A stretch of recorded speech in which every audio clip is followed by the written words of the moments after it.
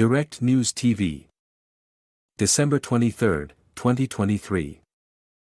Israel-Hamas War, List of Key Events, Day 78. The latest developments. The United Nations Security Council has passed a resolution allowing for more aid into the Gaza Strip, which is at imminent risk of famine and faces the spread of diseases. But rights groups call it woefully insufficient to address the growing humanitarian crisis in the enclave. The UN resolution did not demand a suspension of hostilities, which was opposed by the United States. Tedros Adhanom Ghebreyesus, the head of the World Health Organization, says he welcomed the resolution but that an immediate ceasefire was the most pressing requirement. Israel presses on with its bombardment of the Strip, with the latest attacks reported in the Nuseirat refugee camp in central Gaza and Khan Yunis in the south. Israeli troops backed by armored vehicles and a bulldozer launched dawn raids across the occupied West Bank, searching homes and clashing with Palestinian youth in Jenin and a nearby refugee camp, according to local media reports. Strikes also continue along the Israel-Lebanon border, with Israel's Air Force attacking locations in southern Lebanon in what they say are operations against Hezbollah infrastructure. Meanwhile, Hezbollah fighters continue to target northern Israel with missiles. Human impact and fighting. At least 20,000 Palestinians have been killed in Israeli attacks since October 7, according to Gaza's government media office.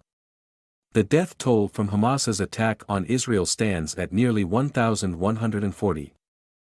At least 18 Palestinians, including children, were killed by Israeli attacks in central Gaza's Nuseirat refugee camp. Approximately 70% of the people killed in Gaza as a result of Israel's military onslaught were women and children, while another 53,320 Palestinians have been injured during the same period, according to the UN. The WHO chief has reiterated that famine is looming in Gaza, as the continuous fighting has blocked access to food and other critical supplies. At least 10,000 children aged under 5 years face life-threatening malnutrition in Gaza, the UN Children's Fund, UNICEF, has warned.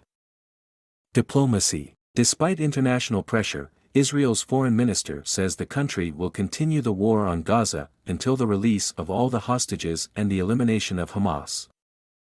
UN Secretary-General Antonio Guterres said the way Israel is waging war on Gaza has created massive obstacles for the delivery of humanitarian aid to the war-torn territory where people are facing famine. The Israeli military's ability to avoid destroying civilian infrastructure funded by the U.S. government in Gaza demonstrates that Israeli forces are practicing selective restraint in what they target for destruction, Human Rights Watch's ex-director Kenneth Roth said.